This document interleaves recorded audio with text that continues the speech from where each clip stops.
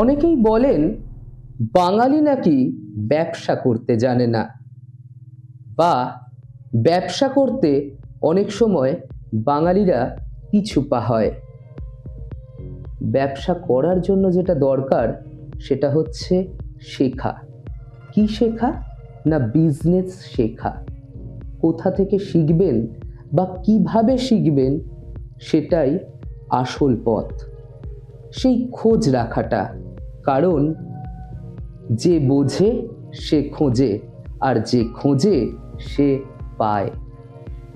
নমস্কার, আমি শ্রদ্ধাশু অর্নেট এডুকেশনের পডকাস্ট চ্যানেলে আজকে বিশেষ একটি পডকাস্ট নিয়ে আমাদের সাথে আজকে উপস্থিত আছেন কলকাতার বিখ্যাত বিজনেস স্কুল থেকে প্রিয়ব্রত স্যার এবং শ্রীময়ী ম্যাডাম।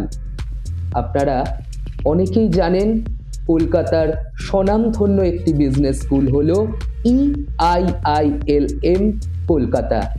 তো EIILM কলকাতা থেকেই আমরা স্যার এবং ম্যাডামকে পেয়েছি আমাদের মধ্যে। নমস্কার। আচ্ছা স্যার, এই যে EIILM কলকাতার বলা যেতে পারে একদম প্রাচীন একটি স্কুল বা বিজনেস স্কুল, তো হঠাৎ বিজনেস স্কুলের আইডিয়াটা কি করে এলো, বা এই যাত্রা পথটা কলেজের কিরকম ছিল? EIILM কলকাতা শুধুমাত্র কলকাতা বা পশ্চিমবঙ্গের নয়, ইস্টার্ন ইন্ডিয়ারও সব থেকে পুরনো ম্যানেজমেন্ট কলেজগুলোর মধ্যে একটা। 1995 সালে আমাদের যাত্রাপথ শুরু হয় কলকাতার ওয়াটারলু স্ট্রিট থেকে। 1995 সাল থেকে আজকে 2026, মানে 31 বছর পরে এসে আজকে বা লাস্ট কয়েক বছর ধরে মানুষ এখন বুঝতে পারছে যে ম্যানেজমেন্ট শিক্ষা কতটা গুরুত্বপূর্ণ। ম্যানেজমেন্ট শিক্ষা যে কোনো কর্পোরেটে আজকে একটা ম্যান্ডেটারি ব্যাপার, যে আমি বিজনেস ম্যানেজমেন্ট যদি করি তাহলে আমি একটা কর্পোরেট জব পাবো। কিন্তু আমাদের চেয়ারম্যান এবং ডিরেক্টর স্যার এটাই উপলব্ধি করেছিলেন আজ থেকে 30 বছর এবং 31 বছর আগে। এই যে সময়ের থেকে অনেক আগে থেকে চিন্তা ভাবনা করা, যে সাধারণ ছেলে মেয়েদের যারা পড়াশুনো করছে তাদের ক্ষেত্রে ট্র্যাডিশনাল পড়াশুনোর BSc BCom এগুলো পড়ার থেকে যে জব ওরিয়েন্টেড কোর্স, ম্যানেজমেন্ট কোর্সগুলো পড়া বেশি বেশি উপযোগী, তাদের চাকরির ক্ষেত্রে বেশি উপযোগী হবে। আমাদের চেয়ারম্যান এবং ডিরেক্টর স্যার সেটা সময়ের থেকে অনেক আগে ভাবনাটা করেছিলেন 1995 সালে। সেই জন্য EILM কলকাতা নামক বিজনেস ম্যানেজমেন্ট কলেজের পথ চলা শুরু হয়। আচ্ছা আচ্ছা ম্যাডাম, এবার আপনার থেকে একটু জেনে নিই, সেটা হচ্ছে যে কলকাতায় তো অনেক বিজনেস স্কুল রয়েছে, তো বাকিদের থেকে EIILM কলকাতার বিশেষত্ব কি? EIILM কলকাতার বিশেষত্ব বলতে গেলে প্রথম যে কথাটা দিয়ে আমি শুরু করতে চাই সেটা হচ্ছে আমাদের মূল মন্ত্র। আমরা বিশ্বাস করি ছাত্র সুখেন সুখম শিক্ষক, ছাত্র নাম চ হিতে হিতম, মানে ছাত্রের সুখে শিক্ষকের সুখ। এবং EILM কলকাতার ভিশন এবং EILM কলকাতা এই মন্ত্রেই এগিয়ে চলেছে গত 31 বছর ধরে, যে ছাত্ররাই আমাদের সবটুকুকে ঘিরে। পুরোটাই আমাদের মানে ওভারঅল লার্নিং এনভায়রনমেন্ট বলুন, আমাদের পরিবেশ, ইনস্টিটিউটের পুরোটাই কিন্তু স্টুডেন্ট সেন্ট্রিক। এবং আমরা শুধু EIILM কলকাতা বলি না, আমরা বলি EIILM কলকাতা ফ্যামিলি। আমাদের chairman and director professor doctor RP Banerjee sir, এবং আমাদের এই পথ চলা কিন্তু স্যারের দেখানো পথেই, এবং স্যার এই ইনস্টিটিউটকে নিজের পরিবার মনে করেন। এবং আমরা সকলে যারা এটার সঙ্গে জড়িত বা যুক্ত দীর্ঘদিন ধরে, আমরাও কিন্তু সবসময় বলি যে EIILM কলকাতা ফ্যামিলি। একটি ছাত্র বা ছাত্রী যখন থেকে আমাদের সঙ্গে যুক্ত হয়, তারাও কিন্তু সেই ফ্যামিলির মেম্বার। তাদের সবটুকু, শুধু তাদের পড়াশোনা নয়, তাদের সর্বাঙ্গীন বিকাশ, মানে যেটাকে আমরা বলি 360 ডিগ্রি ডেভেলপমেন্ট। কারণ আমরা মনে করি যে ম্যানেজমেন্ট এডুকেশন এমন একটি ফিল্ড, বা ওভারঅল আজকে যে যুগে আমরা দাঁড়িয়ে আছি, সেখানে একটি ছাত্র বা ছাত্রীর লাইফ বা তার কেরিয়ার, সেটা কিন্তু শুধুমাত্র ক্লাসরুমের সিলেবাস ওরিয়েন্টেড পড়াশোনার মধ্যে আবদ্ধ থাকতে পারে না। কারণ কেরিয়ার হচ্ছে আজ থেকে ধরুন 30 বছর, 40 বছর, 50 বছর সুদূর প্রসারী একটা রাস্তা। তো সেই রাস্তায় সে যখন থেকে হাঁটা শুরু করছে তখন থেকে কিন্তু সে 2 বছর আমার কলেজে পড়লো বা 4 বছর আমার কলেজে পড়লো, একটি ভালো প্লেসমেন্ট নিল এবং আমার দায়িত্ব শেষ হয়ে গেল, সেটা আমরা মনে করি না। আমরা মনে করি প্রতিটি ছাত্রছাত্রীর মধ্যে আমরা সেই ভ্যালুজ, সেই শিক্ষাটুকু যাতে ইমবাইব করতে পারি যে আজ থেকে 30 বছর পরে দাঁড়িয়েও যখন তারা যে কোনো জায়গায় নিজের পৌঁছবে সে, এবং সমাজের যথেষ্ট ভালো জায়গায় তারা যখন পৌঁছবে, তারাও তখন বলতে পারে যে হ্যাঁ, এই শিক্ষাটা আমি EIILM কলকাতা থেকে পেয়েছি। সমাজের প্রতি তাদের কর্তব্য, শুধু পড়াশোনা করলাম, চাকরি পেলাম, মাস গেলে একটা ভালো প্যাকেজ পেলাম, সেটাই তো, সেইভাবে তো সমাজ চলবে না। একদম সমাজ চলতে গেলে এরা তো হচ্ছে সমাজের কাণ্ডারি, এরাই তো ভবিষ্যৎ ব্যাটনটা এগিয়ে নিয়ে যাবে। সুতরাং আমরা মনে করি মানুষ গড়া, পড়াশোনা তাদেরকে চাকরির জন্য যত রকমের অ্যাসিস্ট্যান্স সেগুলো তো আছেই, কিন্তু তার সঙ্গে সঙ্গে তার 360 ডিগ্রি ডেভেলপমেন্ট। আরেকটা যেটা, সেটা মানে কলকাতার অন্য কোনো অর্গানাইজেশন বা অন্য কোনো বি স্কুলের যেটা নেই, EILM কলকাতা কিন্তু এখন আর শুধুমাত্র পশ্চিমবঙ্গের একটি বি স্কুল বা ভারতবর্ষের একটি অন্যতম নামকরা বি স্কুল নয়। EILM কলকাতার এখন একটা গ্লোবাল পরিচয় আছে। প্রায় 60+ ইউনিভার্সিটি অ্যাক্রস দ্য ওয়ার্ল্ড, তাদের সঙ্গে এখন আমাদের কোলাবোরেশন আছে এবং আমাদের মাল্টিপল এমন কোলাবোরেটিভ কোর্স চলছে যে কোর্সগুলোতে ছাত্রছাত্রীরা ইন্ডিয়ার বাইরে গিয়ে কিছুটা সময় পড়াশোনা করবে। তো এই ধরনের কোর্স ইস্টার্ন ইন্ডিয়ায়, কলকাতায় তো বটেই, ইস্টার্ন ইন্ডিয়ায়ও EILM এর আগে কেউ ভাবনা চিন্তা করেনি। এইগুলো হচ্ছে EILM এর বিশেষত্ব। আচ্ছা, আপনি যখন বললেন যে ছাত্ররা হচ্ছে আগামী দিনে ভবিষ্যৎকে উজ্জ্বল করবে এবং EILM কলকাতা হচ্ছে মানুষ করার কারিগর, তো এই জায়গা থেকে একটা প্রশ্ন মনে হচ্ছে, সেটা হচ্ছে 30 বছর আগে পড়াশোনা একরকম ছিল, ছাত্রছাত্রীরা একরকম ভাবে ভাবতো। এখন জেনজি যুগ, ছাত্রছাত্রীরা অনেক স্মার্ট এবং তাদের চিন্তা ভাবনাটাও আলাদা। আর একটা বিষয়, ন্যাশনাল এডুকেশন পলিসিও লঞ্চ হয়েছে। তো এই সবটা মিলিয়ে এখনকার ছাত্রছাত্রীদেরকে কিভাবে দেখছেন পুরনোদের থেকে? একটা কথা আপনি যেটা বললেন সেটা ভীষণ সত্যি, সেটা হচ্ছে এখন ওরা অনেক স্মার্ট এবং ওদের কাছে অনেক স্মার্ট অপশনস আছে, যে কোনো কিছুর চটজলদি সমাধান বার করতে ওরা পারে।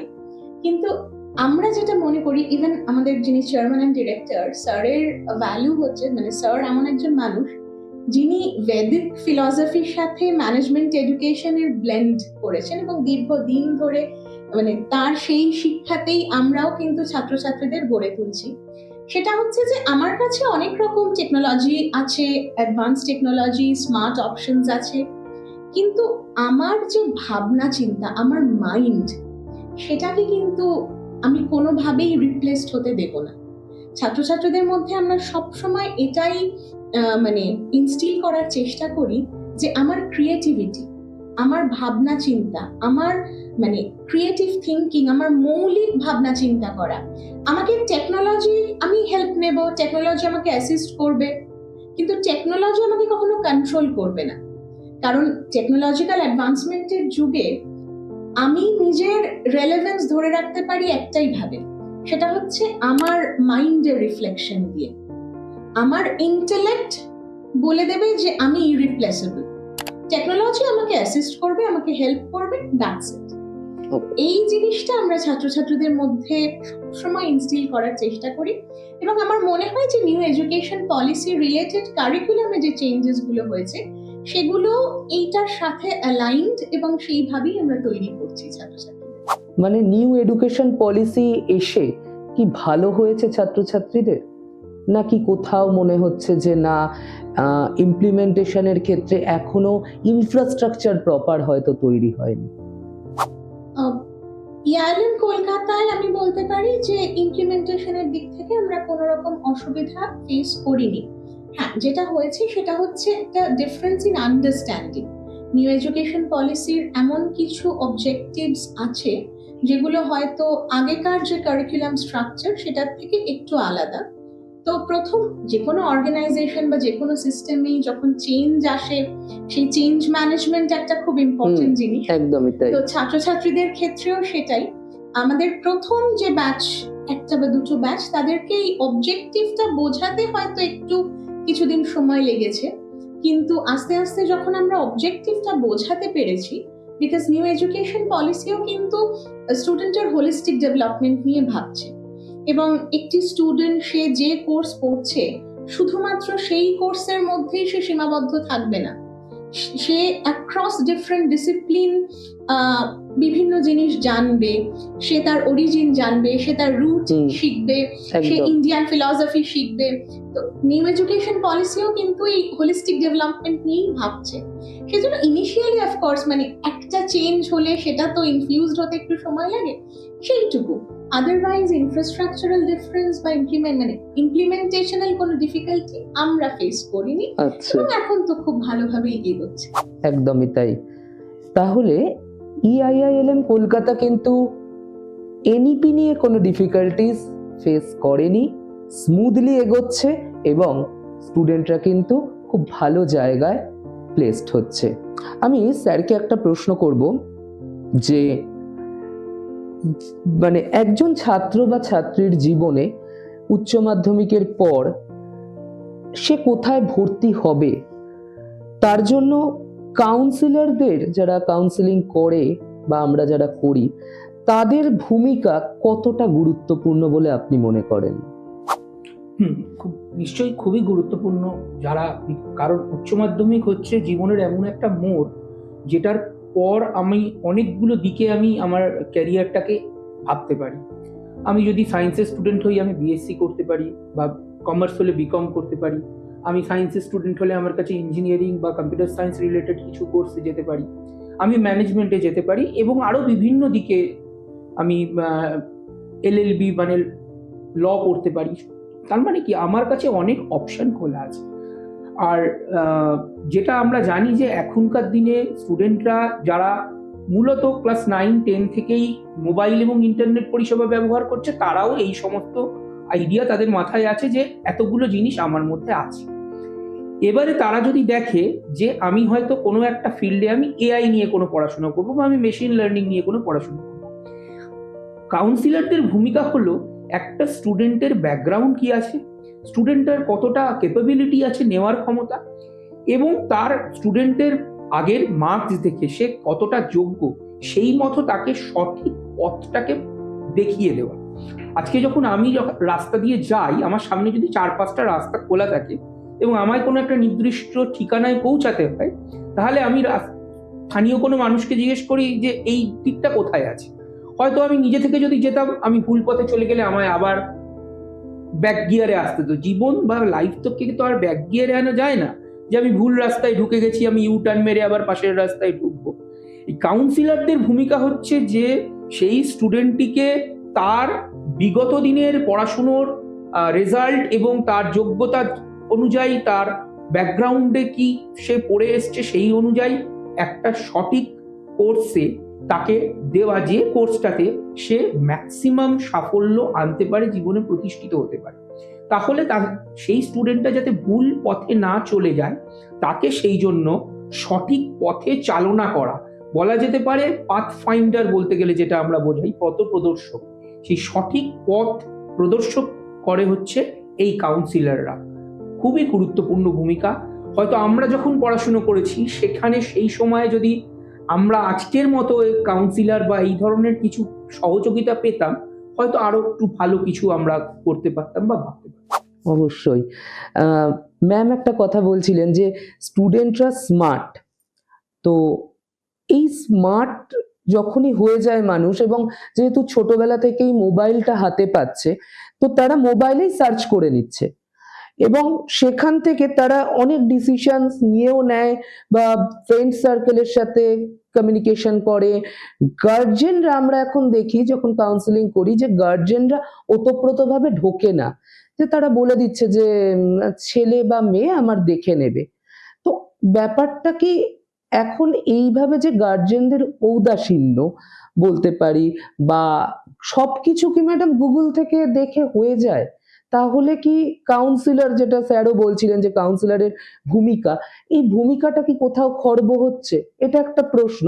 আর একটা প্রশ্ন, বিভিন্ন জায়গা থেকে তাদের কাছে ফোন আসে এবং কে সঠিক আর কে সঠিক নয় সেটা বাচ্চারা কি করে বুঝবে? প্রথম প্রশ্নে আসি আগে।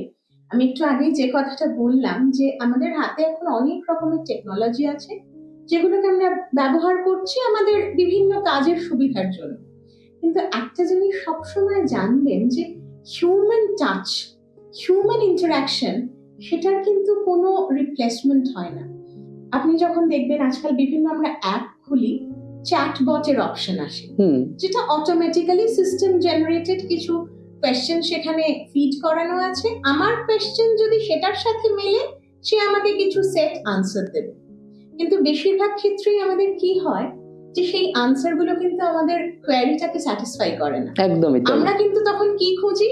কাস্টমার কেয়ার এক্সিকিউটিভ বা কাস্টমার কেয়ারের এমন একজন মানুষ যার সঙ্গে আমি সরাসরি কথা বলবো এবং আমি সরাসরি কথা বলে আমার প্রবলেমের সলিউশন বার করবো। তো জীবনটা কিন্তু সেরকমই। গুগল হয়তো আমাকে একটা শর্টকাট দিচ্ছে, আমি ক্লিক করলেই বিভিন্ন অপশন পাচ্ছি, কিন্তু আমি যদি শুধু সেইটার উপর ডিপেন্ড করে জীবনে ডিসিশন নিই, তাহলে কিন্তু আমার ডিসিশন হাফ ডান রয়ে যাবে। ইদার সেটা ভুল পথে চালিত হবে, অথবা আমি সমস্ত ইনফরমেশন বা সমস্ত কিছু জেনে ডিসিশন নিতে পারবো না। তার কারণ হচ্ছে ইন্টারনেট, টেকনোলজি, এআই যতই উন্নত হোক না কেন, একজন মানুষের সাথে কথা বলে আমার ভাবনা চিন্তার যে যে দিকগুলো আলোকিত হবে বা আমি যেভাবে এনলাইটেন্ড হতে পারি একজন অভিজ্ঞ মানুষের সাথে কথা বলে, গুগল কিন্তু শুধু কিছু টাইপড বা কিছু সেট আনসার দিয়ে আমার ভাবনা চিন্তাকে সেইভাবে এনলাইটেন করতে পারবে না। এটা হয় না। এখানে ম্যাম গুগল বলুন বা যেগুলো অ্যাড চ্যানেল আছে, সেটা তো ম্যানমেড অনেকটা, যে যে যেরকম ভাবে অ্যাডটা রান করছে তাকে সেরকম ভাবে হাইলাইট করাচ্ছে। আমি নিজের মতো করে সেটাকে সাজাচ্ছি, আমি যেভাবে বোঝানোর চেষ্টা করছি আমি সেইভাবে ডিজাইন করছি আমার অ্যাডভার্টাইজমেন্ট। একদম। সুতরাং শুধু সেইটা নিশ্চয়ই সেগুলো আমি দেখবো, কিন্তু আমাকে ওই মানে হাঁসের মতো হতে হবে আর কি। সবটার থেকে মূলটুকু তুলে নিতে হবে এবং একজন অভিজ্ঞ মানুষের সাথে কথা বলা, সেইটার কিন্তু কোনো বিকল্প হয় না। আমি যখন একজন অভিজ্ঞ মানুষ, একজন টিচার বা যে কোনো কাউন্সিলর তার সাথে কথা বলছি, তার সাথে ইন্টারাকশনের মাধ্যমে যে যে জিনিসগুলো আমি জানছি, বা এটাকে আমরা বলি ব্রেনস্টর্মিং বলি ম্যানেজমেন্টের। একদম। তো সেই জিনিসটার বিকল্প কিন্তু আমাকে টেকনোলজি দিতে পারে না, বা কোনো যে কোনো কিছু, সেটা কোনো প্রমোশন, কোনো অ্যাডভার্টাইজমেন্ট, সেটা কিন্তু দিতে পারে না। সেই জায়গা থেকে কিন্তু কাউন্সিলর বলুন বা যাদের সাথেই আমি কথা বলছি, তাদের তো অভিজ্ঞতা, তারা দীর্ঘদিন ধরে এই ফিল্ডেই রয়েছেন আছেন এবং বিভিন্ন ছাত্রছাত্রীর সঙ্গে তারা কথা বলছেন, তারা ভালো দিক খারাপ দিক সবটাই জানেন এবং সেই মতো করে তারা গাইড করছেন। সুতরাং এইটার বিকল্প নেই। অবশ্যই। তাহলে কাউন্সিলরদের বিকল্প কিন্তু নেই। শুধুমাত্র গুগল করলে বা কোনো সোশ্যাল মিডিয়ায় দেখলেই কিন্তু হবে না, তোমাদেরকে কথা বলতে হবে কাউন্সিলরদের সাথে যারা জেনুইন এবং এক্সপার্ট এই ফিল্ডে, অনেক দিন ধরে এই ফিল্ডে বা এডুকেশন ফিল্ডে যুক্ত রয়েছেন। স্যার, EIILM কলকাতা স্টুডেন্টদেরকে কি কি কোর্স অফার করছে? আচ্ছা, EIILM কলকাতার যে প্রথমে আন্ডার গ্রাজুয়েট কোর্সের যে কোর্সগুলো আছে তার মধ্যে আসি। প্রথমেই হচ্ছে যেটা BBA, bachelor in business administration, তাতে মার্কেটিং, ফিন্যান্স, HR এই ধরনের স্পেশালাইজেশনগুলো আছে। নতুন NEP অনুযায়ী 4 বছরের কোর্স, 4 বছর হলে স্পেশালাইজেশন, অবশ্যই 3 বছরে ডিগ্রি নিয়ে কেউ বেরোতে পারে, যা নিয়ম নতুন NEP-তে। এছাড়াও BBA in hospital management, BBA in hotel management, BBA in sports management, BBA in media management. এছাড়াও আমাদের আছে BBA ইন গ্লোবাল বিজনেস, যেটা EIILM কলকাতা বলতে পারি প্রথম আর কি একটা নতুন ইনিশিয়েটিভ নিয়েছে, যেটা ম্যামও খানিকক্ষণ আগে বলছিলেন, BBA ইন গ্লোবাল বিজনেস। এবারে বিবিএ ইন গ্লোবাল বিজনেসের আমরা অপশনস রাখছি BBA in global business in সেগি university Malaysia. এখানে আমরা স্টুডেন্টদের 3 মাসের জন্য মালয়েশিয়া সেগি ইউনিভার্সিটি মালয়েশিয়া, যার কিউএস র্যাঙ্কিং 600-700 আশেপাশে, যেটা খুবই মানে ওয়ার্ল্ডের one of the famous university, সেই সেগি ইউনিভার্সিটিতে স্টুডেন্টরা ফার্স্ট ইয়ারে 1.5 মাস এবং সেকেন্ড ইয়ারে 1.5 মাস, টোটাল 3 মাস ওখানে গিয়ে সেগি ইউনিভার্সিটিতে গিয়ে পড়াশুনো করছে ওদের টিচারদের থেকে। গ্লোবাল রেসিডেন্সিয়াল মডিউল, যে ওখানে গিয়ে তারা থেকে পড়াশুনো করবে, ওদের স্টুডেন্ট এবং টিচাররা পড়াবে, একসাথে ক্লাস করবে এবং তারপর সেখানে পরীক্ষাও দেবে এবং গ্লোবাল সার্টিফিকেশন ওখান থেকেই পাবে এবং তারপরে তারা আবার ব্যাক করে আসবে।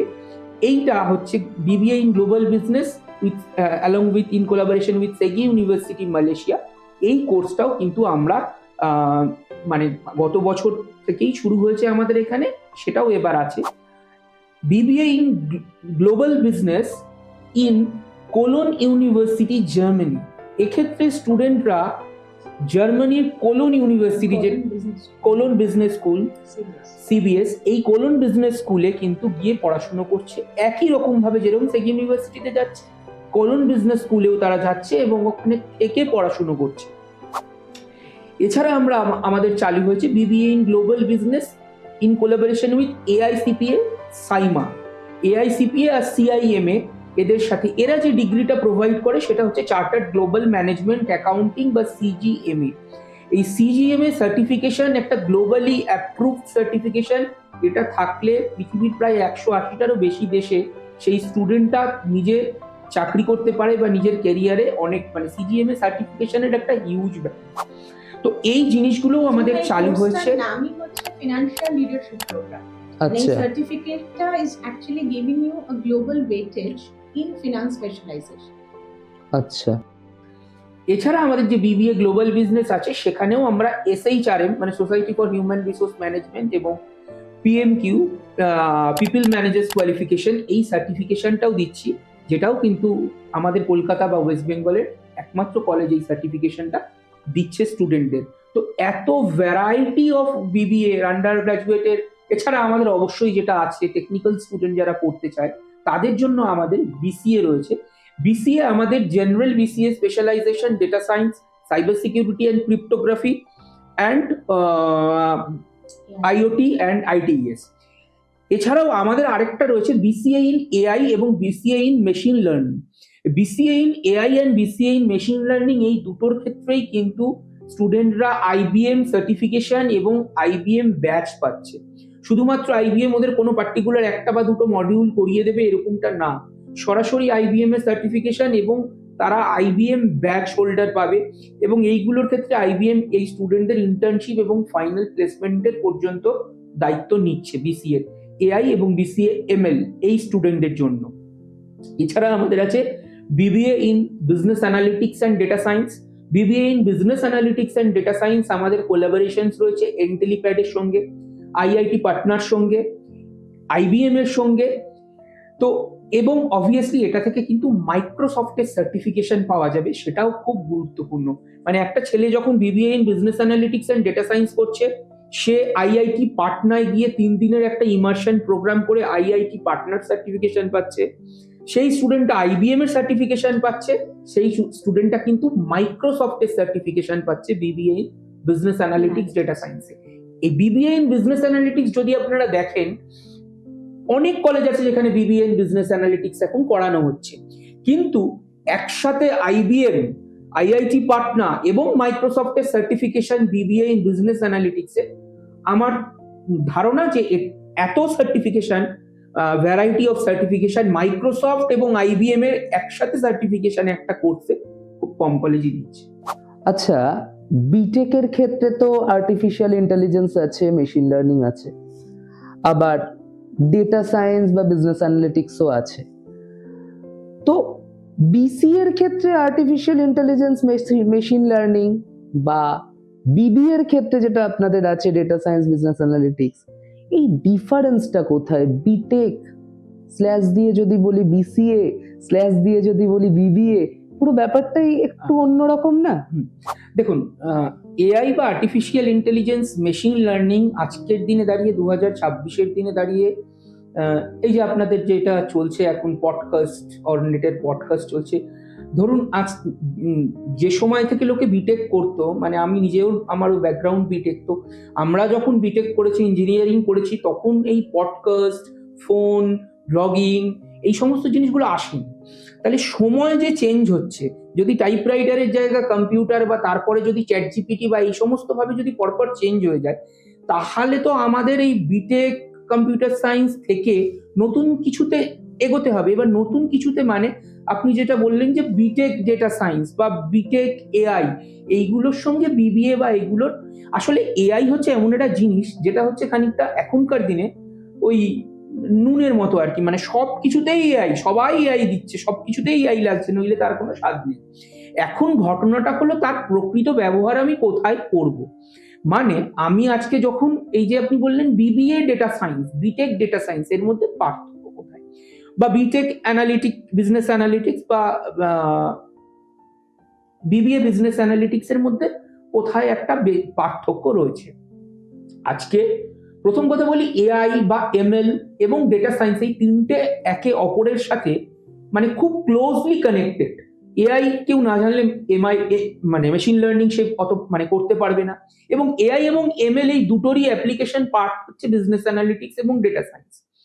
এবারে কি আমরা যখন বিবিএ পড়াচ্ছি, নোমেনক্লেচারটা যখন বিবিএ পড়াচ্ছে, তাতে কিন্তু যেরকম তাদের এআই বা মেশিন লার্নিং এর কোডিং গুলো, তাদের কিন্তু যেরকম ডেটা প্রিপারেশন বা ইউজিং ডেটা স্ট্রাকচার বা ইউজিং পাইথন হচ্ছে, বা অ্যাডভান্স এক্সেল হচ্ছে, পাওয়ার বিআই হচ্ছে, বা এসকিউএল দিয়ে যেরকম ভিজুয়ালাইজেশনে আমরা আর প্রোগ্রামিং বা পাওয়ার বিআই ইউজ করছি, ঠিক সেরকম ভাবে যখন আমার নোমেনক্লেচারটা বিবিএ আছে, আমরা কিন্তু তাদের principles of management, organisational behaviour, strategic management, management information system, এই সমস্ত জিনিসগুলোই পড়াচ্ছি।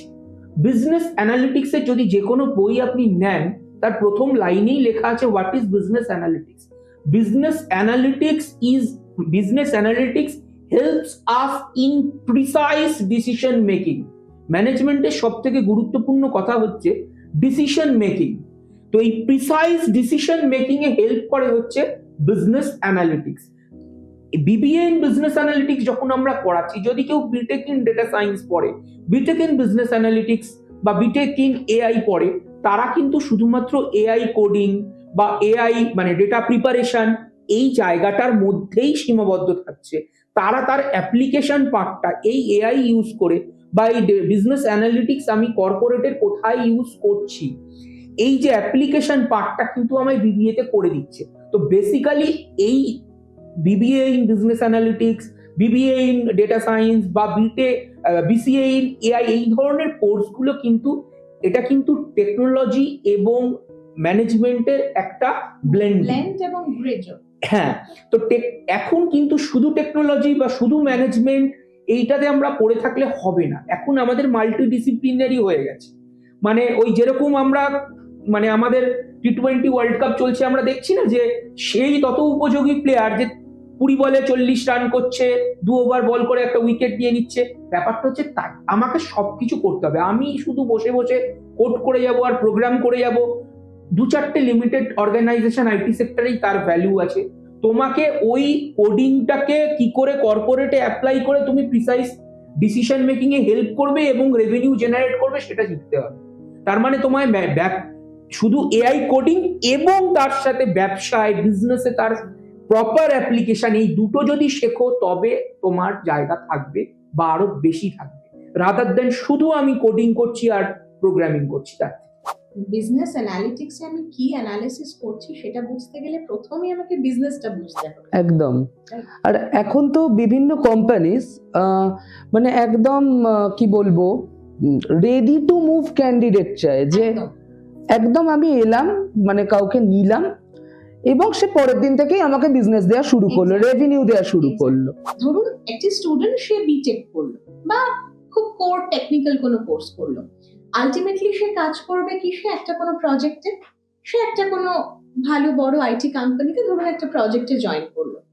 সেই প্রজেক্টে জয়েন করার পরে কিন্তু তার শুধু সারাদিন কম্পিউটারের সামনে বসে কটা কোড আর প্রোগ্রামিং করলে হবে না। তাকে কিন্তু এন্টায়ার প্রজেক্টটা ম্যানেজ করতে হবে, তাকে টিম ম্যানেজ করতে হবে, তাকে ক্লায়েন্ট ম্যানেজ করতে হবে, এবং তাকে অর্গানাইজেশনাল যে আদার ফ্যাক্টরস গুলো সেই প্রত্যেকটা ম্যানেজ করতে হবে। তখন কিন্তু সে ঘরের দরজা বন্ধ করে শুধুমাত্র ল্যাপটপের সামনে বসে 4টে কোড করলো তাহলে কিন্তু হবে না। সেই জন্যই আপনি যেটা বললেন যে এক্স্যাক্টলি রেডি ক্যান্ডিডেট, যার মধ্যে ওই দুটোই সামলানোর ক্ষমতা আছে, যে দিনের শেষে আমাকে কোডিং, অ্যালগরিদম এগুলো করে দিচ্ছে, এবং যে তার টিমকেও ম্যানেজ করছে, যে ক্রস বর্ডার ক্লায়েন্ট, মানে এখন তো ধরুন বিভিন্ন প্রজেক্টে ক্লায়েন্টসরা তো শুধুমাত্র ইন্ডিয়ায় নয়, তারা বিভিন্ন দেশের ক্লায়েন্টকে একসঙ্গে হ্যান্ডেল করছে। মানে এই ক্রস কালচারাল ম্যানেজমেন্ট, এটা কিন্তু টেকনিক্যাল এডুকেশনের একটা ভীষণ ইম্পর্টেন্ট পার্ট, কারণ টেকনোলজি তো এখন গ্লোবাল, সুতরাং আমাকে সারা পৃথিবীর মানুষের সাথে কানেক্ট করতে হচ্ছে। So how to connect with people, সেটা যতক্ষণ না আমি জানছি, যেটা ম্যানেজমেন্টের মূল মন্ত্র, ততক্ষণ আমি যতই অ্যানালিটিক্স শিখি, বিভিন্ন টুল শিখি, বিভিন্ন মানে এক্সেল প্যাকেজ শিখি, স্ট্যাটিস্টিক্স শিখি, আমি সেটাকে অ্যাপ্লাই করতে পারবো না। তাহলে আমরা জেনে নিলাম যে EIILM কলকাতা ছাত্রছাত্রীদের জন্য কি কি কোর্স অফার করছে। প্রথমত BBA in hospital management, BBA in hospitality management, BBA in sports management, BBA in business analytics, এবং BCA-তে BCA artificial intelligence, BCA machine learning. তো এইরকম বিভিন্ন নতুন নতুন কোর্স EIILM কলকাতা অফার করছে। এর সাথে যেটা নতুন addition, BBA in global business. তো আপনারা জানলেন যে কিভাবে গ্লোবালি EIILM কলকাতা কানেক্টেড। আচ্ছা ম্যাডাম, আমি ইউজিটা তো আমরা শুনলাম, তো এরপরে আসবো যে পিজি বা পোস্ট গ্র্যাজুয়েটের ক্ষেত্রে MBA-র যদি কথা বলা হয়, সেক্ষেত্রে EIILM কলকাতা কি কি অফার করছে, এবং এই যে গ্র্যাজুয়েশন যারা কমপ্লিট করছে তাদের ক্ষেত্রে MBA কতটা মানে বেনিফিশিয়াল, এবং তারা PGDM না করে কেন MBA করবে? কারণ এখন PGDM-এরও স্কোপ বা সুযোগ রয়েছে বা অনেক কলেজই করাচ্ছে। PGDM-কে বাদ রেখে কেন MBA-র দিকে তারা এগোবে, একটু যদি ব্যাখ্যা করেন। প্রথম আমি বলি যে MBA-র আমাদের কি কি কোর্স আছে।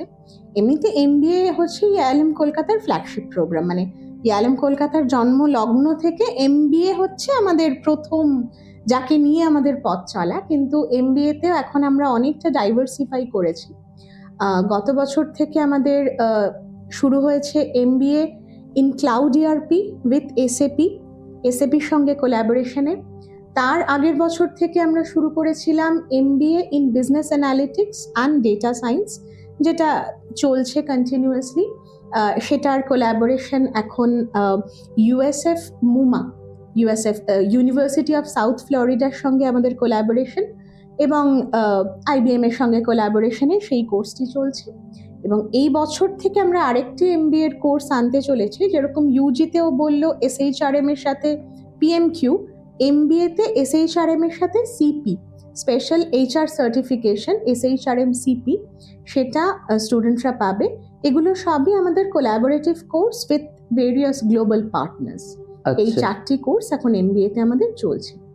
এরপরে আপনি যেটা জিজ্ঞেস করছেন যে গ্র্যাজুয়েশনের পরে কেন MBA করবে, দেখুন, আপনি যদি মার্কেট ভাবেন বা আপনি যদি যে যুগে আমরা দাঁড়িয়ে আছি ভাবেন, সেটা হচ্ছে কাটথ্রোট কম্পিটিশনের যুগ। মানে একটি ছেলে বা মেয়ে যখন একদম হয়তো নার্সারিতে ভর্তি হচ্ছে, তখন থেকে মোটামুটি ওই এমন একটা সিস্টেমে তাকে ঢুকিয়ে দেওয়া হচ্ছে যেখানে চতুর্দিকে সে জানে যে মানে আমাকে লড়ে নিজের জায়গাটা তৈরি করতে হবে। তো সেই লড়াইটা মানে অবশ্যই যত আমি নিজেকে রিফাইন করব, আমার লড়াইটা তত সহজ হবে। তা আমি গ্র্যাজুয়েশন করে আমার যা নলেজ লেভেল হবে, আমার যে এক্সপিরিয়েন্স হবে, আমার যে এক্সপোজার হবে, সেটা দিয়ে আমি চাকরি ক্ষেত্রে যতটা এগোতে পারবো, আমি যখনই মাস্টার্স করছি গ্র্যাজুয়েশনের পরে, অবশ্যই আমার মানে অ্যাভিনিউগুলো অনেক মানে বেশি আসছে, আমার কাছে অপশনস অনেক বেশি থাকছে, এবং আমার যে সামনের রাস্তাটা, সামনের যে আমার কেরিয়ারের যাত্রাপথটা, সেটা অনেক স্মুথ হচ্ছে। সেখানে আমার লড়াইটা অনেক সহজ হচ্ছে, কারণ আমার এক্সপিরিয়েন্স, আমার এক্সপোজার অনেক বেশি, আমার নলেজ লেভেল, আমার লার্নিং সেটা অনেক বেশি রিফাইন্ড। গ্র্যাজুয়েশন করে আমি চাকরিতে জয়েন করতেই পারি, অপশন নেই সেরকমটা নয়। কিন্তু কি হয়, একটা জায়গায় গিয়ে কিছু বছর, ধরুন 3 বছর 4 বছর পরে গিয়ে না একটা স্যাচুরেশন চলে আসে, তখন কেরিয়ারটা স্ট্যাগনেন্ট হয়ে যায়। তখন কিন্তু আবার সেই ছেলেটিকে বা মেয়েটিকে ভাবতে হয় যে আমি হায়ার স্টাডিজে আসবো। কিন্তু ততদিনে কি সমস্যা হয়, আমার একটা গ্যাপ হয়ে গেছে, আমি পড়াশোনা থেকে অনেকটা দূরে চলে গেছি, আমার ফোকাসটা নষ্ট হয়ে গেছে। আমাকে আবার নিজেকে রিটিউন করে ওই ফোকাসে ফিরিয়ে আনা এবং একাডেমিক্সের মধ্যে ঢোকা, সেটা খুব ডিফিকাল্ট হয়ে যায়। তা সেই জন্যই গ্র্যাজুয়েশনের পরে আমি মাস্টার্স করে যদি চাকরিতে ঢুকি না, আমার তখন তো আমার সামনে ইনডেফিনিট অপশনস। একদম আমার যদি আটমোস্ট নিড না থাকে যে আমাকে ভীষণ তাড়াতাড়ি একটা চাকরি পেতে হবে, তা বাদে আমরা সবসময় বলি যে তুমি হায়ার স্টাডিজ করে তারপরে তোমার কেরিয়ার শুরু করো, তাহলে তোমার আর ওই হোঁচট খেতে হবে না। দেখুন, প্রফেশনাল লাইফে তো চ্যালেঞ্জেস থাকবেই, একদম। কিন্তু আমার হোঁচটগুলো অনেক কম, আমার খানাখন্দ অনেক কম পেরোতে হবে। আচ্ছা, তাহলে পিজির ক্ষেত্রেও আমরা জানলাম যে কি কি অফার করা হচ্ছে কোর্স, না এমবিএ রেগুলার যার মধ্যে স্পেশালাইজেশনস থাকছে marketing, HR, finance, system and operation, supply chain management, এগুলো। তাছাড়াও MBA in cloud ERP, MBA in business analytics and data science এবং এমবিএ ইন এইচআর, যেটা স্পেশাল এবং গ্লোবাল। তো কেন এমবিএ, পিজিডিএম কেন নয়? দেখুন, এমবিএ এবং PGDM, post graduate diploma in management, দেখুন প্রথম কথাই হচ্ছে কোনো পড়াশুনোকেই আমি ছোট বা কম বা ওটা বেশি এরকম বলবো। ম্যানেজমেন্ট স্টাডিজে বা কর্পোরেটে যদি আমি দেখি তারা কতটা শিখতে পারছে, সেটা হচ্ছে গুরুত্বপূর্ণ, কারণ আলটিমেটলি এই সমস্ত ক্ষেত্রে তার মধ্যেকার নলেজ এবং সেই নলেজটা সে কতটা প্র্যাকটিক্যাল ফিল্ডে অ্যাপ্লাই করতে পারছে, সেটা হচ্ছে গুরুত্বপূর্ণ। আমার মনে হয় একটা কর্পোরেট সেক্টরের তারা পিজিডিএম করেও চাকরি করতে পারে, তারা এমবিএ করেও চাকরি করতে পারে, কিন্তু যে জায়গাটা আমি বলবো যে যদি তার আরো হায়ার এডুকেশনের ক্ষেত্রে দরকার হয়, মানে এমবিএ করলে তার হায়ার এডুকেশন সে নেট পরীক্ষা দিতে পারে, মানে সে পিএইচডির দিকে এগোতে পারে। কলেজে পড়ানোর জন্য যে জায়গাটা, সেই জায়গাটা তার কাছে খোলা থাকছে, যেটা হয়তো পিজিডিএম এর ক্ষেত্রে হয় না। মানে পিজিডিএম করে তারপর পিএইচডি বা একাডেমিক্সে আসাটা ডিফিকাল্ট। পিএইচডি শুধুই মানে কর্পোরেটের জন্য যদি দেখেন, তাহলে পিজিডিএম অবশ্যই করতেই পারে, কিন্তু এমবিএ হচ্ছে এমন একটা জিনিস যেটা হচ্ছে সব জায়গায়, মানে সেটা কর্পোরেটেও ইকুয়ালি, একাডেমিক্সেও জন্য, নেটের জন্য, পিএইচডি, যে কোনো ক্ষেত্রে সেটা কিন্তু একটা আলাদা অ্যাকসেপ্টেন্স আছে। ওয়ারেস পিজিডিএম শুধু একটা মানে নির্দিষ্ট দিকের কথা চিন্তা করে বলে আমার ধারণা। এন্ড অফ দ্য ডে তুমি কতটা শিখছো এবং তার কত প্র্যাকটিক্যাল অ্যাপ্লিকেশন যাচ্ছে, সেটার উপর ডিপেন্ড করছে, এর কোনো আলাদা কোনো ইয়ে নেই। যদি আপনি বলেন তাহলে এমবিএ অনেক পিজিডিএম এর তুলনায় অনেকটা ব্রডার জায়গা। পিজিডিএম একটা মানে এমবিএ এর পুরোপুরি না হলেও কাছাকাছি, এবং তার ওয়েটেজটাও, মানে ধরুন একটা ডিগ্রি, ইউজিসি অ্যাফিলিয়েটেড একটা ইউনিভার্সিটির ডিগ্রি, সেটা ওয়ার্ল্ডের যে কোনো জায়গায় তার অ্যাকসেপ্টেন্স এবং তার ওয়েটেজ সেটা কিন্তু আনপ্যারালাল। আমি যখন আমার স্কিল ডেভেলপমেন্ট ভাবছি, সেক্ষেত্রে হয়তো ডেফিনেটলি যে পিজিডিএম করছে তারও হচ্ছে, কিন্তু ধরুন আমরা যে সিস্টেম, যে ধরনের এডুকেশন সিস্টেম বা যে ধরনের ওভারঅল প্যারামিটার্সে যে কোনো একটি স্টুডেন্টকে যখন অ্যাসেস করি, তখন তো তার স্কিলের সাথে সাথে তার একাডেমিক ব্যাকগ্রাউন্ড, তার কোয়ালিফিকেশন, কি ধরনের সার্টিফিকেট, সেই সার্টিফিকেটের ওয়েটেজ, এই প্রত্যেকটা জিনিস দেখি। তো একটা ডিগ্রি, এবং সেটা ইউজিসি অ্যাফিলিয়েটেড একটা কলেজ মানে একটা ইউনিভার্সিটির ডিগ্রি, সেইটার ওয়েটেজ কিন্তু ওয়ার্ল্ডের যে কোনো কর্নারে, যে কোনো জায়গায় ইকুয়াল। সেখানে কিন্তু কোনো কম্প্যারিজন আসে না। যেরকম diploma, PGDM is ultimately diploma, so diploma ডিগ্রির সেটা যে কোনো ক্ষেত্রে, সেটা আপনি যদি কোনো জেনারেল কোর্সও বলেন তার ক্ষেত্রেও যা, ম্যানেজমেন্ট এডুকেশনের ক্ষেত্রেও তাই, ওয়েটেজটা অনেক বেশি। একদমই তাই। তাহলে তোমরা বুঝতে পারলে যে এমবিএ এবং পিজিডিএম এর বেসিক ডিফারেন্সটা কোথায়। MBA কিন্তু অনেকটাই গ্লোবাল একটা ডিগ্রি, এবং যেখানে একাডেমিক এবং প্রফেশনাল দুদিকেই তোমরা যেতে পারবে। আচ্ছা ম্যাডাম, এই যে যারা প্রান্তিক, একটু ধরুন গ্রামের দিকে থাকে, সেই স্টুডেন্টরা কি করে সুযোগ পাবে AIILM কলকাতায়? AIILM কলকাতা, আমি একটু ব্যাকগ্রাউন্ড বলি। আমাদের chairman and director sir Asian integration বলে একটি ইনিশিয়েটিভ উনি শুরু করেছেন গত 6-7 বছর ধরে। উনি এশিয়ানিজম, এই যে ফিলসফি, এইটা প্রতিটি স্টুডেন্টের মধ্যে ইনস্টিল করার চেষ্টা করছেন, এবং মানে ওনার শিক্ষায় আমরাও সেভাবেই। এশিয়ানিজম বলে কালেকটিভ আপলিফমেন্টের কথা, এশিয়ানিজম মানুষের কথা বলে, হিউম্যান সেন্ট্রিক, এবং এশিয়ানিজম হচ্ছে ইনক্লুসিভিটি। তো AIILM কলকাতা কিন্তু সব সময় কালেকটিভ ডেভেলপমেন্ট এবং ইনক্লুসিভিটিতে বিশ্বাস করে। আপনি যদি আমাদের ওভারঅল স্টুডেন্ট ডেমোগ্রাফি দেখেন বা কম্পোজিশন দেখেন, ওয়েস্ট বেঙ্গলের সমস্ত ডিস্ট্রিক্ট অলমোস্ট, এবং ওয়েস্ট বেঙ্গলের বাইরেও ইন্ডিয়ার বিভিন্ন রাজ্য থেকে স্টুডেন্টরা আসে, এবং বিভিন্ন আর্থসামাজিক ফ্যামিলি ব্যাকগ্রাউন্ড থেকে। মানে আমাদের স্টুডেন্টদের যদি আপনি ওভারঅল সোশিও ইকোনমিক ব্যাকগ্রাউন্ড দেখেন, সেটা কিন্তু খুব ভ্যারিড। বিভিন্ন ধরনের আর্থসামাজিক প্রেক্ষাপট থেকে তারা উঠে আসছে, এবং একই সুযোগ সুবিধা নিয়ে একইভাবে পড়াশোনা করছে। এবং প্রিয়ব্রতও বলতে পারবে যে ধরুন এখন যে এডুকেশনাল লোন বা আদার যে ফ্যাসিলিটিসগুলো, ধরুন স্টুডেন্ট ক্রেডিট কার্ড বা সেগুলো তো অবশ্যই আমরা সবসময় সেটাতে অ্যাসিস্ট করছি। এবং যে কোনো স্টুডেন্ট, ধরুন সে খুব মেরিটোরিয়াস স্টুডেন্ট, কিন্তু তার ক্ষেত্রে ভীষণই কোনো আর্থিক সমস্যা আছে বা কোনো কারণে কোনো একটা জায়গায় সে আটকে গেছে, শুধুমাত্র সেইটা যেন তার কেরিয়ার বা তার পড়াশোনায় কখনো বাধা হয়ে না দাঁড়ায়, সেইটা কিন্তু আমরা সবসময় ভাবি। AIILM এ এরকম মানে বলতে গেলে এখন এটা অনেকটা বড় হয়ে যাবে হয়তো, এরকম বহু স্টুডেন্ট আছে যারা কিন্তু ভীষণ হয়তো সোশিও ইকোনমিক্যালি ব্যাকগ্রাউন্ড, মানে একটু আন্ডার প্রিভিলেজ বা একটু ব্যাকওয়ার্ড ব্যাকগ্রাউন্ড থেকে উঠে এসে তারা মানে একদম সব রকম অ্যাসিস্ট্যান্স সহ পড়াশোনা করেছে এবং ভীষণ ভালো জায়গায় দাঁড়িয়েছে সমস্ত কোর্সে। আপনি যদি হসপিটাল ম্যানেজমেন্ট ভাবেন, আপনি যদি হোটেল ম্যানেজমেন্ট ভাবেন, আপনি যদি MBA ভাবেন, সমস্ত জায়গায় তাই। এবং বিভিন্ন মানে সমস্ত, ধরুন মেদিনীপুর, বাঁকুড়া, পুরুলিয়া, বিভিন্ন জায়গা, বীরভূম, বর্ধমানের বিভিন্ন প্রান্তিক জায়গার বিভিন্ন জায়গা থেকে স্টুডেন্টরা আসছে, এবং তারা হোস্টেলে বা পিজিতে থেকে পড়াশোনা করছে। হয়তো তারা এডুকেশনাল লোন নিচ্ছে বা student credit card facility avail করে তারা পড়াশোনা করছে। এবং সুবিধাটা হচ্ছে, যেহেতু ভীষণ ভালোভাবে তারা প্রতিষ্ঠিত হচ্ছে, তাই জন্য তাদের আর ওই লোন রিপেমেন্ট করাটা নিয়ে চিন্তা করতে হচ্ছে না। সেই জন্য AIILM কলকাতা কিন্তু প্রান্তিক স্টুডেন্টদের জন্য ভীষণভাবে, মানে এটা কিন্তু one of our major objectives আর কি, যে কেউ যেন পিছিয়ে না থাকে। তাহলে প্রান্তিক বা যে কোনো জায়গা থেকে স্টুডেন্টসরা কিন্তু AIILM কলকাতায় নিঃসন্দেহে নির্দ্বিধায় আসতে পারে, এবং যাবতীয় ফ্যাসিলিটিস তোমরা পাবে, এবং নিজে ট্রান্সফর্ম হয়েই কিন্তু তোমরা একটা প্রতিষ্ঠার জায়গায় চলে যাবে।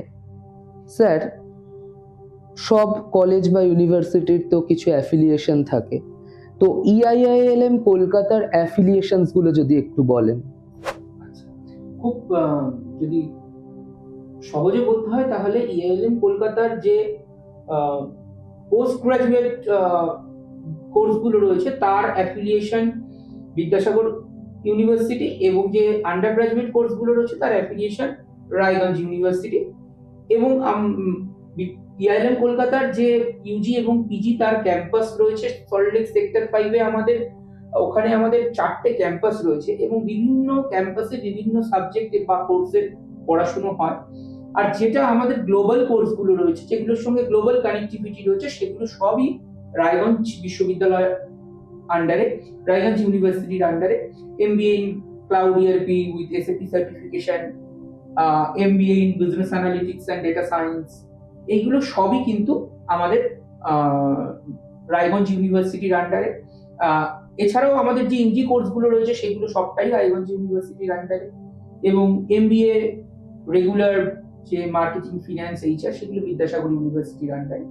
এছাড়াও আমাদের সরাসরি কোলাবোরেশন রয়েছে, যারা সার্টিফিকেশন, যেটা ম্যামও বললেন, আমিও বললাম, আইবিএম এর সার্টিফিকেশন বা ইউএসএফ, ইউনিভার্সিটি অফ সাউথ ফ্লোরিডার সার্টিফিকেশন, এইগুলো রয়েছে। এছাড়াও যেটা আমাদের প্রায় 60টারও বেশি ফরেন ইউনিভার্সিটির সঙ্গে কোলাবোরেশন রয়েছে, যেখানে আমাদের স্টুডেন্ট এক্সচেঞ্জ প্রোগ্রামও চলে, এবং আমাদের স্টুডেন্টরা কিন্তু আমরা সারা বছর বিভিন্নভাবে মাল্টিপল নাম্বার অফ টাইম আমরা আমাদের স্টুডেন্টকে বিদেশে বিভিন্ন স্টাডি ট্যুর বা বিভিন্ন ক্ষেত্রে যাওয়ার সুযোগ করে দিই।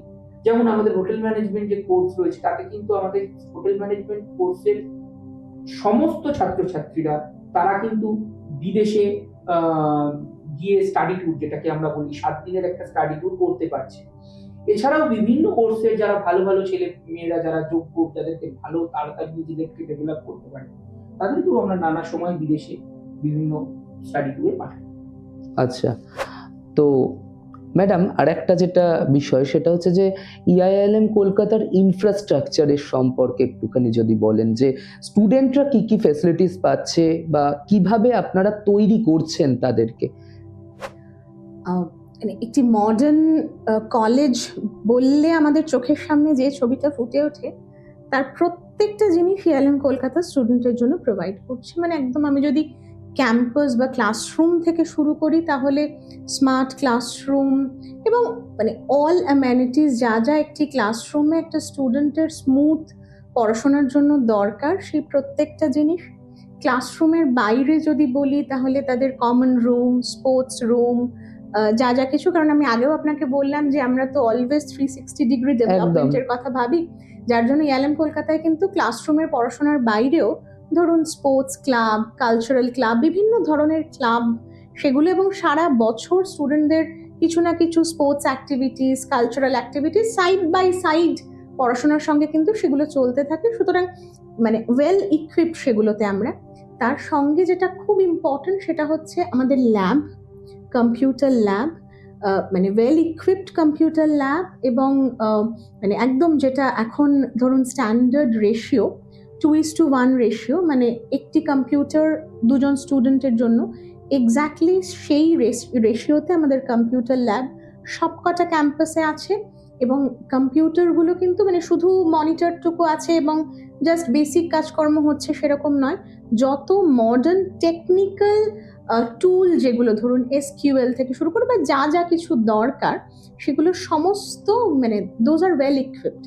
তার সঙ্গে যেটা আছে সেটা হচ্ছে আমাদের লাইব্রেরি, যেটার কথা না বললেই নয়, কারণ আমাদের লাইব্রেরি হচ্ছে ভীষণ রিচ লাইব্রেরি, যেখানে স্টুডেন্টরা বসে পড়াশোনা করার সুবিধা পাচ্ছে এবং বই বাড়িতে ইস্যু করে নিয়ে গিয়ে পড়াশোনা করে। এবং আমাদের লাইব্রেরি কিন্তু শুধুমাত্র টেক্সট বুক নয়, টেক্সট বুকের বাইরে বিভিন্ন ধরনের বইপত্র, যেগুলো মানে একদম সিলেবাস ওরিয়েন্টেড পড়াশোনার বাইরে, world class journals and magazines, মানে ধরুন হার্ভার্ড বিজনেস রিভিউর মতো ম্যাগাজিন মানে জার্নাল, সেটা কিন্তু আমাদের রেগুলার সেটা সাবস্ক্রিপশন থাকে, এবং অল কপিজ স্টুডেন্টরা বসে ওখানে পড়াশোনা করতে পারে। এবং বিভিন্ন ধরনের world class business magazine, business journal, যেগুলো স্টুডেন্টরা অ্যাক্সেস করতে পারে এবং পড়াশোনা করতে পারে।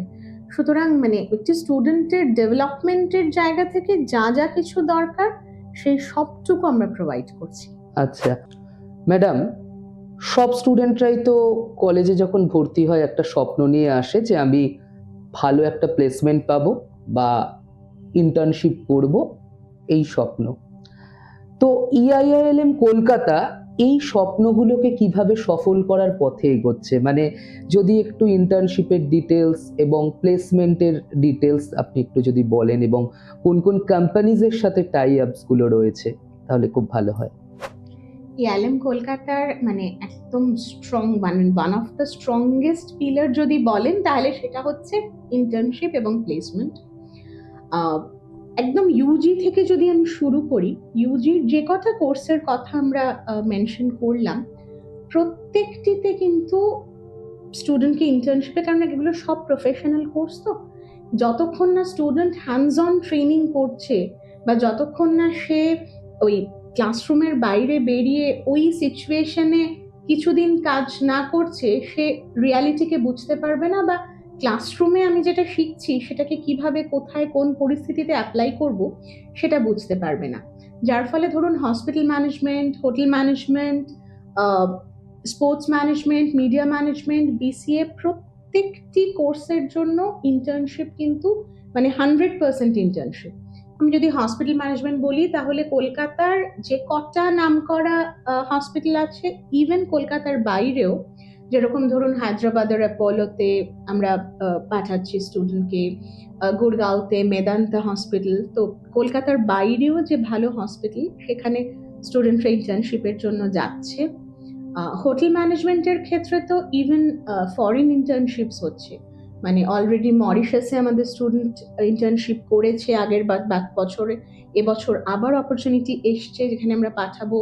ইউএসএ তে স্টুডেন্ট ইন্টার্নশিপের জন্য গেছে। স্পোর্টস ম্যানেজমেন্টের ক্ষেত্রে ধরুন ইন্ডিয়ান ফুটবল অ্যাসোসিয়েশন মানে আইএফএ থেকে শুরু করে যতগুলো নামকরা স্পোর্টস অর্গানাইজেশন আছে, ডেকাথলন থেকে শুরু করে, সেখানে ইন্টার্নশিপ করছে আমাদের স্টুডেন্টরা। মিডিয়ার স্টুডেন্টরা এবিপি অনলাইন এই সমস্ত জায়গায় করছে। বিসিএ এর ক্ষেত্রেও তাই। আইটি কোম্পানিজ, ভালো যেগুলো নামকরা যে আইটি কোম্পানিজগুলোর কথা আমরা জানি, এবং সেম কিন্তু প্লেসমেন্টের ক্ষেত্রেও hospital management, hotel management, BCA প্রত্যেকটিতে কলকাতার মোটামুটি এখন যদি আপনি নামকরা হসপিটালগুলোতে যান সেখানে ইয়ালএম এর কিছু স্টুডেন্টকে আপনি দেখতে পাবেন যারা চাকরি করছে। হোটেলে তো ধরুন মানে all 5 stars and 7 stars hotel, সেটা মানে অ্যাক্রস ইন্ডিয়া, ম্যারিয়ট থেকে শুরু করে, তাজ থেকে শুরু করে ধরুন লীলা বা যতগুলো মানে নেম এনি। বিসিএ এর ক্ষেত্রেও টিসিএস, অ্যাকসেঞ্চার, ক্যাপজেমিনাই, মানে যে কটা বড় নাম আমরা জানি সেখানে আমাদের স্টুডেন্টরা কাজ করছে, চাকরি করছে। সেম ফর মিডিয়াতেও এবিপিতে চাকরি করছে আমাদের স্টুডেন্ট।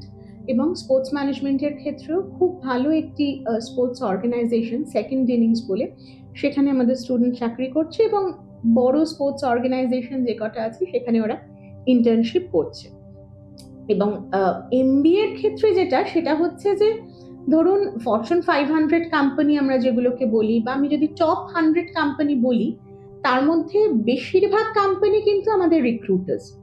এবং আপনি যদি ধরুন এফএমসিজি বলেন, যে কটা বড় নাম আমি জানি, মানে আপনি এইচইউএল থেকে শুরু করে পরপর যদি বলতে থাকেন, এফএমসিডি, all the large private banks তারা আমাদের recruiters, logistics company, Pharma company, ধরুন জিএসকে থেকে শুরু করে ভালো ভালো যে ফার্মা কোম্পানিজগুলো, লজিস্টিক্সের ক্ষেত্রেও ধরুন টিসিআই, সেফ এক্সপ্রেস, যে কটা ভালো লজিস্টিক্স কোম্পানি, রিটেল ধরুন আদিত্য বিড়লা, রিলায়েন্স, রিটেল চেনে যারা এখন টপ মার্কেট কম্পিটিটরস তারা।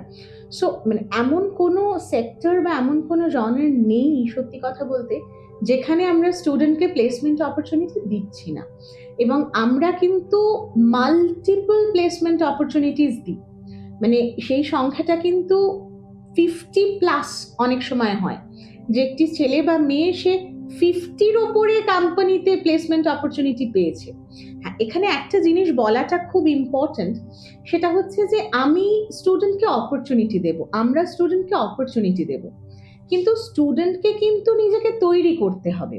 সে যদি ভাবে যে আমি কলেজে ভর্তি হয়েছি, তারপরে আমি সারা বছর ঘুমিয়ে কাটিয়েছি, তারপরে ওয়ান ফাইন মর্নিং আমি প্লেসমেন্টে বসলাম এবং প্লেসমেন্ট পেয়ে গেলাম, একটি চাকরি পেয়ে গেলাম, এটা কিন্তু বাস্তবে পসিবল নয়। যদি পেয়েও যাই আমি সেই চাকরিটা ধরে রাখতে পারবো না। সেই জন্য স্টুডেন্টের আমি তোমাকে সব রকম ভাবে তৈরি করে দেব, তোমার মানে সফট স্কিল ডেভেলপমেন্ট থেকে শুরু করে, পার্সোনালিটি ডেভেলপমেন্ট থেকে শুরু করে, মানে ডে 1 থেকে সেগুলো শুরু হয়ে যায়। Grooming class, communication class, computer classes, all the যে কটা স্কিল দরকার সেগুলো, প্লাস মক ইন্টারভিউ, জিডিপিআই, সমস্ত কিছু আমরা অ্যাপটিটিউড সব আমরা রেগুলার, মানে এটা কিন্তু আমাদের রেগুলার রুটিনের পার্ট। এরকম নয় যে ইন্টারভিউ অপরচুনিটি এলো তারপর আমি একটা গ্রুমিং ক্লাস করালাম, তখন তো স্পেশাল গ্রুমিং ক্লাস করানো হয় যেগুলোকে আমরা একদম কোম্পানি স্পেসিফিক গ্রুমিং বলি। তাছাড়াও সারা বছর একটি ছেলে বা মেয়ে কিন্তু এই সমস্ত কিছু পায়। মানে স্টুডেন্টরা অনেক সময় বলে যে আমি চাকরি পাইনি। এই চাকরি না পাওয়ার পেছনে গার্জেনদের একটা জিনিস হয়তো দেখা উচিত, যে সে আদেও পড়াশোনা ঠিক করেছে কিনা, একদম, ভীষণ। সে রেজাল্ট কেমন করেছে, এবং তার যে সাবজেক্টে তাকে ভর্তি করা হলো তার কি আদেও সেই সাবজেক্টে ইন্টারেস্ট আছে। কারণ অনেক সময় আমরা কাউন্সিলিং করতে দেখেছি যে ফ্যামিলি মেম্বার্স, ফ্রেন্ড সার্কেল, এরা হয়তো তাকে বলে দিচ্ছে, কোনো ফ্যামিলি মেম্বার্স এর হয়তো কেউ বিসিএ পড়ে হয়তো ভালো জায়গায় আছে, স্টুডেন্টকে বলা হলো যে তুমিও বিসিএ পড়ো, বা ফ্রেন্ডসরা হয়তো সবাই মিলে বিসিএ পড়ছে, স্টুডেন্টকে বলা হলো তাহলে চলো আমরা একসাথে পড়বো। এই জায়গাটায় যখন বিসিএ তে ঢুকছে দেখা যাচ্ছে সে ম্যাথ পারেই না, বা হয়তো মানে কম্পিউটারে অতটা ইচ্ছাই নেই, কিন্তু ঢুকে গেল। তো আফটার দ্যাট হয়তো দেখা যাচ্ছে সে টানতে পারছে না, কিন্তু বাবা মা অত টাকা দিয়েছে বা যে অ্যামাউন্টটাই হোক না কেন ফিস দিয়েছে, তো তার কোথাও গিয়ে মনে হচ্ছে যে ফিসটা নষ্ট হবে, আমি এগোই, কিন্তু ইচ্ছা নেই। তো এন্ড অফ দ্য ডে গার্জেনরা কিন্তু, এটা আমরাও দেখেছি যে গার্জেনরা একটা দাগ দিয়ে দিচ্ছে যে এই কলেজ থেকে চাকরি পাওয়া যায় না বা এই সাবজেক্টে চাকরি পাওয়া যায় না। এটা হয়তো কোথাও গিয়ে সম্পূর্ণই ভুল, আমার যেটা মনে হয়। একদমই তাই। মানে আমার যদি ওই ভিশনটা থাকে এবং শুরু থেকে যদি আমি ভাবি যে হ্যাঁ আমাকে এই পথে এগোতে হবে, তাহলে আমাকে আটকানোর ক্ষমতা কারোর নেই। কিন্তু আমার যদি চেষ্টার জায়গাটাতে গাফিলতি থাকে বা আমার যদি এফর্টের জায়গাটায় গাফিলতি থাকে, তাহলে মানে আমি কত দূর তাকে পুশ করতে পারি। আমি তাকে ইন্টারভিউয়ারের দরজা অব্দিও পুশ করতে পারি হয়তো, কিন্তু ভিতরে ঢুকে ওই 15 মিনিট 20 মিনিট আধা ঘন্টা ওটা তো তাকে লড়াই করে নিয়ে আসতে হবে। একদম সুতরাং একদম সেই লড়াইয়ের জন্য নিজেকে তৈরি করতে হবে, এটা খুব ইম্পর্টেন্ট। অবশ্যই। স্যার, এই যে স্টুডেন্টরা যে ফিজ দেবে, অনেক সময় তাদের, আপনিও বলছিলেন বা ম্যামও বলছিল যে ফিজের ক্ষেত্রে একটা চাপ থাকে যে কিভাবে অ্যারেঞ্জ করব। তো লোনের যে সিস্টেমটা এবং EIILM এ অ্যাডমিশনের টোটাল জার্নি বা প্রসিডিওরটা একটু যদি বলেন, যে কিভাবে ভর্তি হবে, তার সেখানের কি কি প্রসিডিওর, কি কি ডকুমেন্টস লাগছে, তারপরে লোন কিভাবে হবে, পুরো বিষয়টা যদি একটু গাইড করেন। যদি কোনো স্টুডেন্ট আন্ডার গ্রাজুয়েটের কোনো কোর্সে ভর্তি হচ্ছে, তাহলে অবশ্যই ডকুমেন্ট বলতে গেলে তার মাধ্যমিক এবং উচ্চ মাধ্যমিকের রেজাল্ট সার্টিফিকেট তো লাগছেই, এবং তার সাথে সাথে তার যা পরিচয়পত্র, আইডেন্টিটি কার্ড বা এগুলো লাগছে।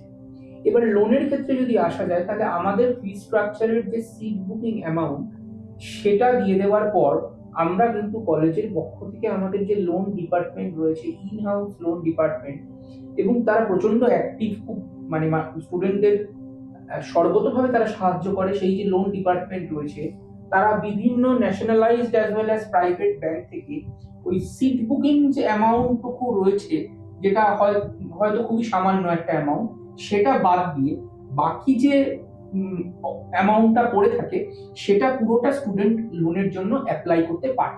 তার মানে ঠিকঠাকভাবে দেখতে গেলে একটা স্টুডেন্টকে আমরা যদি টোটাল কোর্স ফিস দেখি, সিট বুকিং অ্যামাউন্ট তার 10% মতো হয়। তো সেইটা বাদ দিয়ে বাকিটা পুরোটা সে লোনের জন্য লোন অ্যাপ্লাই করতে পারে। এবং লোনের ক্ষেত্রে নর্মাল এডুকেশন লোন এবং তার সাথে সাথে আমাদের মাননীয় মুখ্যমন্ত্রী যে স্টুডেন্ট ক্রেডিট কার্ড লোনের শুরু করেছেন আমাদের দুস্থ ছাত্রছাত্রীদের জন্য, যারা হায়ার এডুকেশন করতে চায় তাদের জন্য যে স্টুডেন্ট ক্রেডিট কার্ড লোন চালু করেছেন, আমাদের স্টুডেন্টরা কিন্তু খুব ভালোভাবে স্টুডেন্ট ক্রেডিট কার্ড লোন পাচ্ছে। এটা যদি কোথাও অভিযোগ থাকে বা কিছু থাকে যে স্টুডেন্ট ক্রেডিট কার্ড লোন হয় না, হচ্ছে না, সেটা একেবারেই ভুল। আমাদের স্টুডেন্টরা কিন্তু যারা অ্যাপ্লাই করছে, যদি তাদের কোনো সিভিল প্রবলেম না থাকে, মানে যে অ্যাপ্লিকেন্ট তার গার্জিয়ানের যদি বাবা বা মায়ের যার নামে করবে, তার যদি কোনো সিভিল প্রবলেম না থাকে, মানে কোনো সময় লোন নিয়েছিল ঠিক সময় শোধ দিতে পারেনি, এইরকম যদি সমস্যা না থাকে, তাহলে কিন্তু সমস্ত স্টুডেন্টের স্টুডেন্ট ক্রেডিট কার্ড লোনের মাধ্যমেই তারা পড়াশুনো করছে। শুধুমাত্র সিট বুকিং অ্যামাউন্টটুকু তাদের দিতে হচ্ছে, বাকি পুরো অর্থটা কিন্তু তারা স্টুডেন্ট ক্রেডিট কার্ড লোনের মাধ্যমেই পড়াশুনো করছে।